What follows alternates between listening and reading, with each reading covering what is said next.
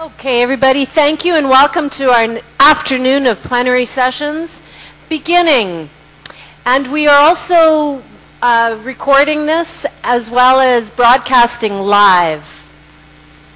So our luncheon presentation, and please continue, feel free to eat at the same time, is Akiko Yoshida. She is from Tokyo, Japan. She came just for this weekend. This is her first time to the United States, so welcome, Akiko. Akiko works with Friends of the Earth, Japan, as nuclear and energy campaigner. Her files include Fukushima evacuation and compensation, and Japan's nuclear phase-out and energy shift. Akiko will speak to us for about 20 minutes, then show us some video, and we'll end with some Q&A from the floor. Welcome, Akiko. Thank you very much for inviting me today to this significant and historical, very important day. This is for me the first time to come into US. Yesterday I had a very nice day, showed around the Lake Michigan and Henry Moore's sculpture. Today I'm very happy to share you about the situation in Japan, especially about the situation in Fukushima. I'm now working for Friends of the Earth Japan for 6 years, and for nuclear and energy.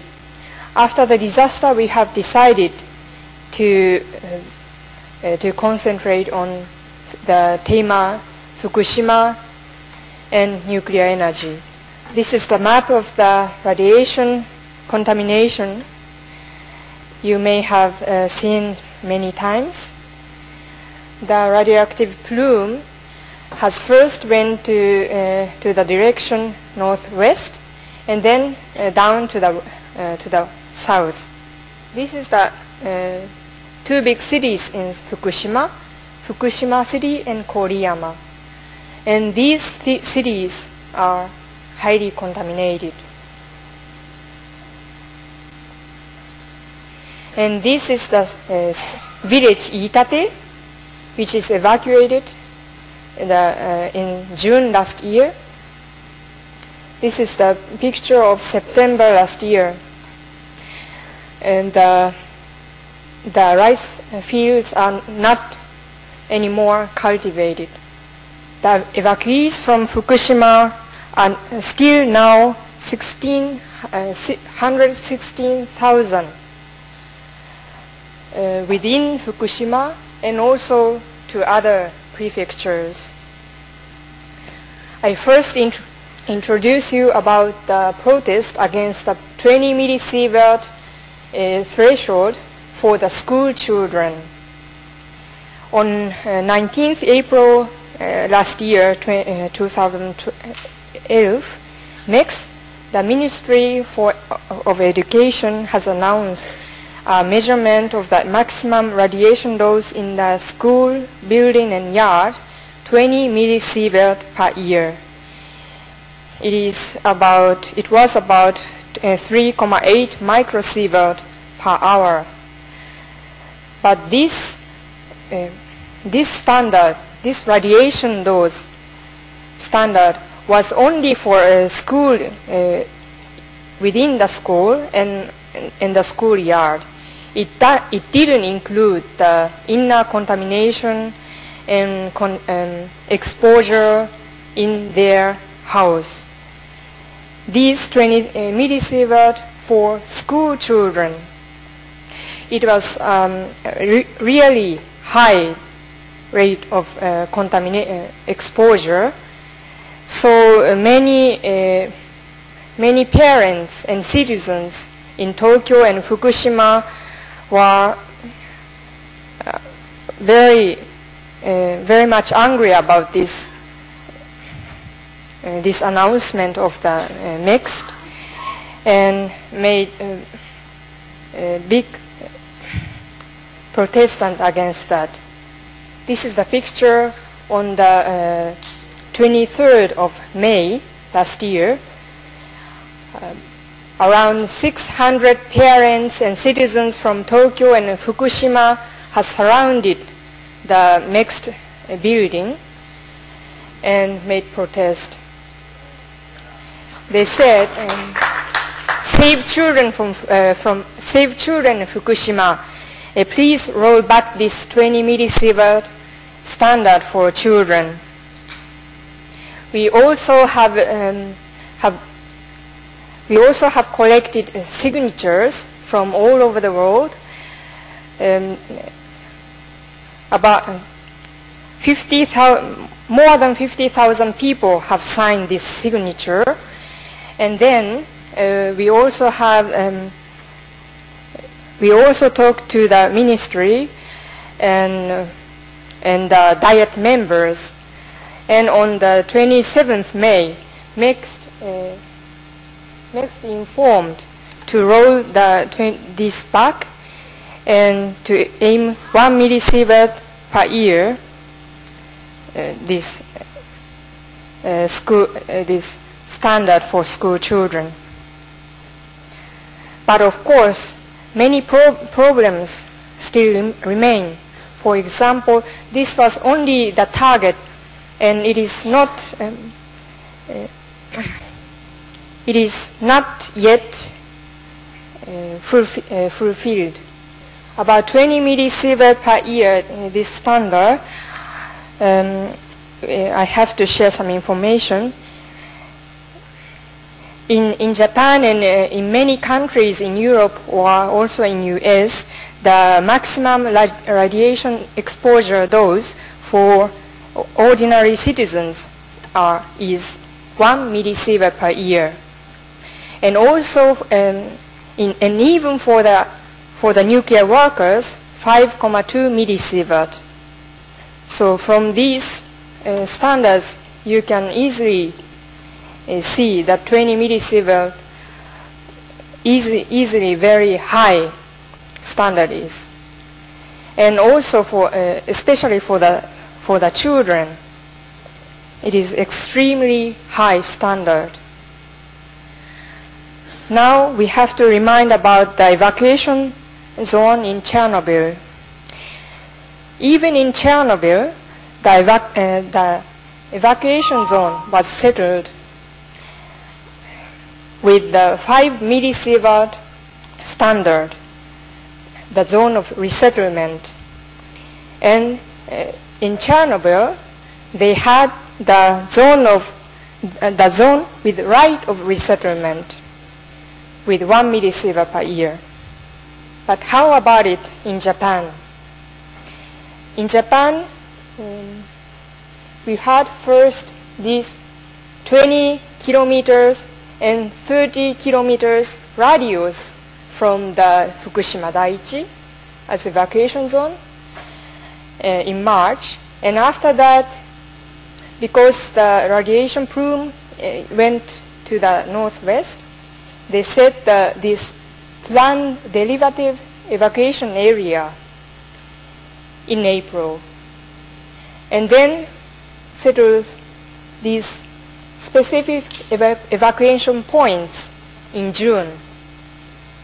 And for these two areas, derivative evacuation areas and a special evacuation point, for the settlement of these areas were the 20 millisievert standard.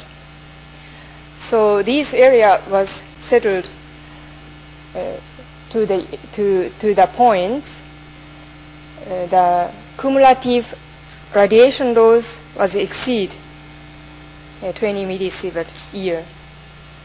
And other areas were not settled as evacuation zone.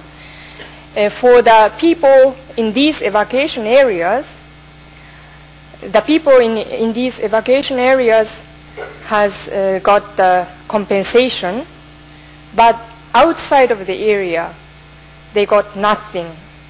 And this is the evacuation zone after April this year, 2012. The evacuation area is obviously smaller. And in some cities, like in this green area, the residents are start to coming back, also children. And to this, the 20 millisievert standard is still existing now. And this is the compensation scheme for the people in Fukushima. About the compensation, the government has discussed in the MEXT Committee for Nuclear Damage Compensation. And they had announced the midterm report in August last year. And at that time, the compensation was also only limited within this yellow area, the official evacuation zone. And the amount was so, for official evacuation zone, there were about 100,000 people in this yellow area. And these people have received 100,000 yen, about $1,250 a month. But in August, the other people received nothing. So many people, many citizens in Fukushima, affected people, and also the citizens all Japan and also worldwide was strongly against this compensation scheme. And then at last in December, the compensation area was expanded to these blue areas. But the people in blue areas has contained only 80,000 yen per month, not per month, but for a year, for only once for adult, and 400,000 yen for children. There were many families, especially women and children, evacuated on their own outside of the official evacuation zone. This is the current evacuation and compensation scheme. This is 20 millisievert per year standard, and the people above this threshold, above this standard, is only compensated. And this area, in the blue area in the previous slide, has got not much but a little bit compensation and nothing for the others. For example, this blue areas is only limited within Fukushima, and there are also many hotspots, contaminated areas in neighboring prefectures like in Gunma or Tochigi or in Miyagi. So there is still many problems. So what we NGOs and citizens, and especially the citizens in Fukushima, urge to the government is to enlarge this compensation scheme to right to evacuation. These are the voices we have collected from the affected people who evacuated on their own. We have delivered these voices to the nuclear compensation deputies in September last year. Radiation exposure is high, more than 1 microsievert per hour in my house. I'm worried about whether I should make my children live in such environment. Why do we need to be exposed to radiation every day? It was obviously a political decision